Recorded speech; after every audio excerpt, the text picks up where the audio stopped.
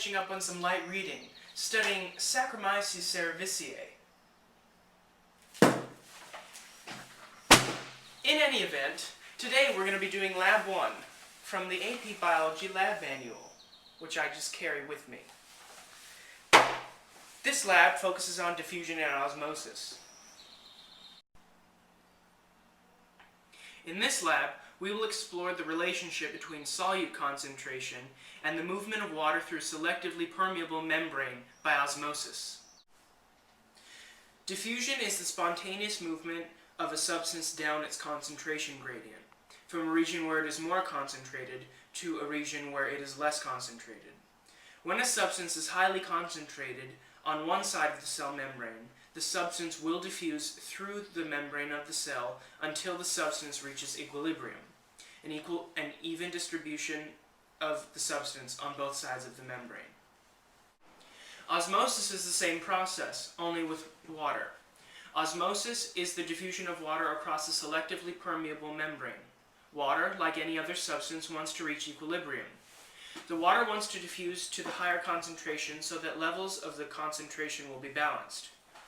As water starts to diffuse through the process of osmosis, the water begins to dilute the higher concentration of the sugar so that the concentration will be the same on both sides of the selectively permeable membrane. The purpose of this lab is to investigate how much water can diffuse into a cell based on how much sucrose concentration is inside of the cell membrane. In other words, the lab focuses on how the rate of osmosis changes as the solute concentration increases. Wait, what's that noise? Move your hips, do your thing, get off the wall, don't matter what they think. From your fingertips to your toes, you know you hot, so let everybody know. Gotta take it low, to the floor, from the hills to the streets of the ghetto. Hips don't lie, so move 'em up, we ain't gon' stop till we see everybody's bottoms up. Bottoms up, bottoms up, bottoms up, bottoms up, bottoms up, bottoms up. Bottoms up, bottoms up, bottoms up, bottoms up, y'all. Bottoms up, bottoms up, yeah. Miss Kiki P, looking extra glossy, got a pep your style, looking extra flossy. I'm bossy, but I keep it cute with my stunner shades on and the tree on my boots.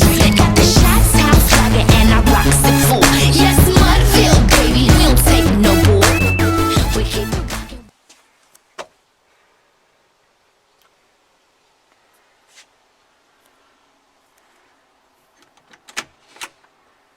Hello? Sorry to bother you, but are you doing an AP Bio lab on diffusion and osmosis? Yeah, I am. I'm doing Lab 1 right now. Who are you? Well, my name's Carlos Jackson, and besides being known for my sickle cell anemia disorder,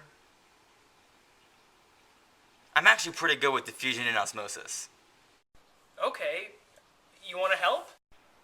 Yeah, I'd love to help. Can we start right now? Yeah, let's go.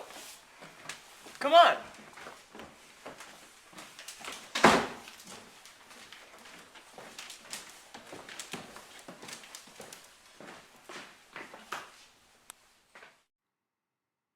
Hypothesis. As the solute concentration goes up, the rate of osmosis must go up. The water wants to diffuse to the place with the highest concentration of a solute. So in the lab, the water must therefore diffuse the most to the greatest concentration of sucrose. The dialysis bag should fill up with water and get heavier as the solute concentration increases.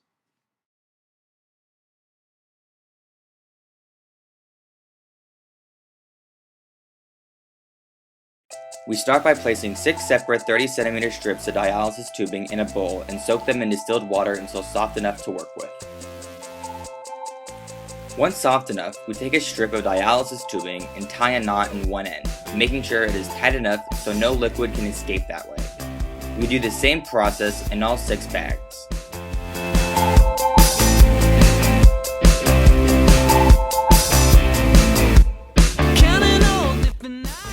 Next, we take one piece of tubing and open the opposite end of it.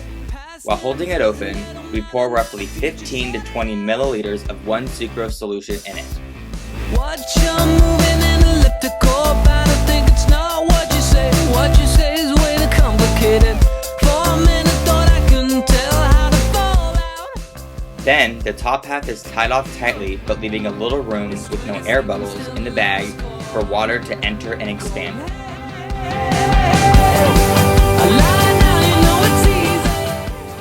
The same process is used for the remaining 5 solutions.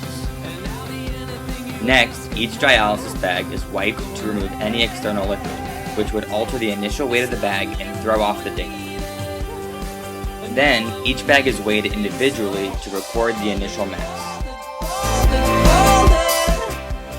Each bag is then placed into separate containers filled with distilled water.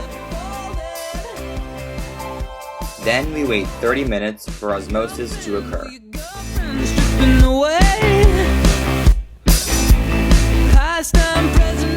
After 30 minutes, each bag is removed from the water and placed on a towel. They are then wiped dry again to remove any external water.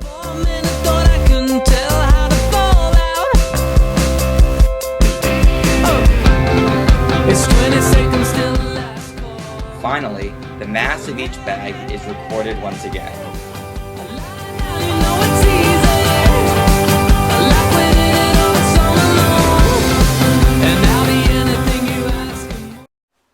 Thank you so much, Ryan, for letting me help out with this AP Bio lab on diffusion and osmosis. I had so much fun. Oh, no problem, Carlos. That was really fun. Now let's look at the results. Sounds good to me.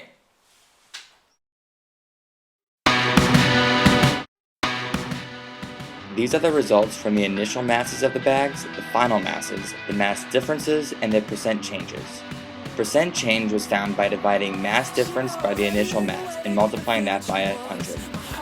Furthermore, as the sucrose concentration increased, there became a greater mass difference and percent change increased. The graph is almost in a straight line and resembles a constant rate of increase in osmosis.